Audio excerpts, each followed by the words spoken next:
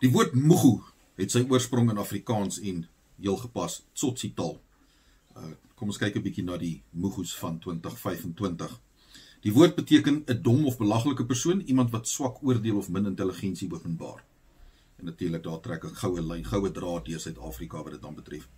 Vroeg in die jaar was daar die voorstel van die minister van Finansies, Enoch Godongwana, wat een oggend wakker geskrik het en besluit het BTW moet met 2 persentasiepunte verhoog word. Baie slim man daardie, dink hy. Dit het byna die regering van nasionale eenheid ontspoor, maar moenie verbaas wees as daardie voorstel weer in 2026 se begroting ter sprake kom nie. Dan sal daar 'n nuwe geveg in die regering van nasionale chaos wees. KwaZulu-Natal se polisiekommissaris Nhlanhla Mkhwanazi was een van die grootste nuusmakers van die jaar. Dis nou met sy beweringe van misdaadsyndikaate en hulle tentakels tot op die hoogste vlak van die regering. Dit was die einde van polisieminister Senzo Mchunu en 'n kommissie van ondersoek het gehoor hoe Bekkie Cele ook geldjies gevat het in lekker en luukse hotelle in Pretoria gewoon het van daardie man. Ons het gehoor van name soos Vusimusi Kat Matlala en Kagiso Kaiti Molefe. Mense met toegang tot die groot base in die regstelsel en selfs regters is glo korrup. Hulle het toegang gehad selfs tot ministers se dagboeke. Ongelooflik hoe hoog die misdaadsyndikaate loop. Hierdie episode volg kort op die hake van staatskaping natuurlik, die Guptas, die Zumas en Bosasa, en hoe meer dinge verander, hoe meer bly dit dieselfde in Suid-Afrika. Daar was daar die hele sirkus oor die Afrikaner vlugtelinge en Trump se vals beweringe oor 'n sogenaamde volksmoord. Die sirkus in die Withuis waar Julius Malema se gesing van Kiel de Boer op 'n nuuskonferensie gespeel is, in Suid-Afrika se onbeholpe hantering van die verhouding met Amerika se onstabiele president.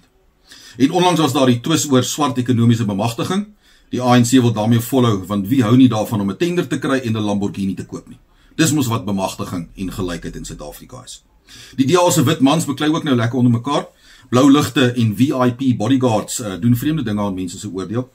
Dit gaan net erger raak in die aanloop tot die DA se kongres, waar 'n nuwe leier dalk verkies kan word. Iemand wat met sy eie kredietkaart 'n takeaways vir sy familie koop. Die ANC het ook sy hoofraadsvergadering gehou waar hy homself weer verbind het tot vernuwing. Sies tog, jy kan nie 'n dooie perd red nie. Daar's baie gepraat oor die nasionale demokratiese revolusie en al die ANC se vyande is daarvan beskuldig dat hulle diegene is wat die party wil vernietig met vals beweringe. Soek altyd iemand om te blameer, soos apartheid. Waar het jy gesien 'n party wat nie sy eie mense salarisse kan betaal nie, kan die land se ekonomie bestuur? Jy kan kyk na baie kandidate vir die Mugu van 2025, maar daar is 'n goue draad, eintlik is dit 'n swart, groen en geel draad, wat deur al die skades en skandes van hierdie land loop, soos in vorige jare, soveel te meer in 2025. Die ANC voldoen volledig aan die vereistes van die woord Mugu, iemand wat swak oordeel of min intelligensie openbaar. Veels geluk, comrades, ons klink 'n glasie op julle.